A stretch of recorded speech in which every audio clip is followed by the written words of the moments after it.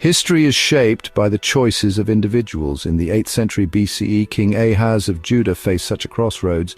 Ahaz, a descendant of David, inherited a kingdom under threat, caught between hostile neighbors and the rising Assyrian Empire. Unlike his ancestor David, Ahaz abandoned the faith of his fathers, embracing foreign practices and turning away from God. The world around him was a chessboard of alliances and danger. Israel and Aram Damascus allied against Judah, while Assyria loomed to the east.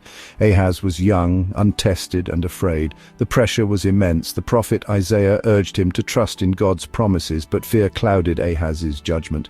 Instead of faith, Ahaz chose political maneuvering. He saw only the armies at his borders, not the covenant that had sustained his people.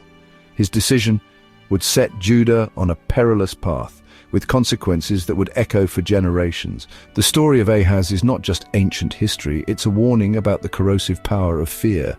When leaders abandon principle for expedience, the cost is always greater than they imagine. The defining crisis of Ahaz's reign was the Syro-Ephraimite War. Israel and Aram Damascus, seeking to force Judah into their anti-Assyrian alliance, marched on Jerusalem. Their goal, dethrone Ahaz and install a puppet ruler. For Judah, it was a civil war, brother against brother, faith shaken to its core. The city trembled, fear swept the people.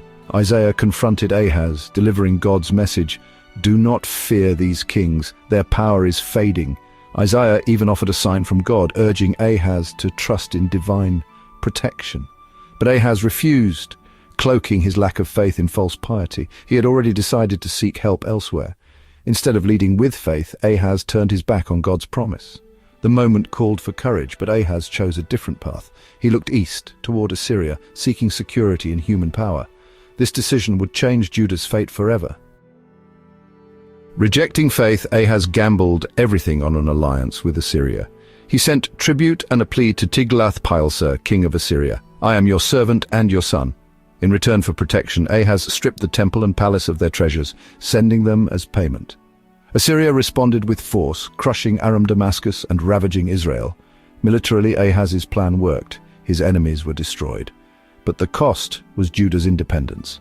Now a vassal state, Judah paid heavy tribute, bled of its wealth. Ahaz had traded a temporary threat for permanent subjugation. His trust in Assyria, not God, marked the central failure of his reign. The spiritual consequences were profound. Ahaz's choice declared to all that the God of David was not enough. The kingdom's soul was the true price.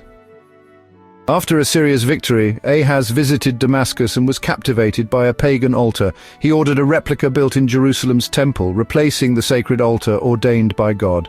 This was more than redecorating. It was spiritual surrender.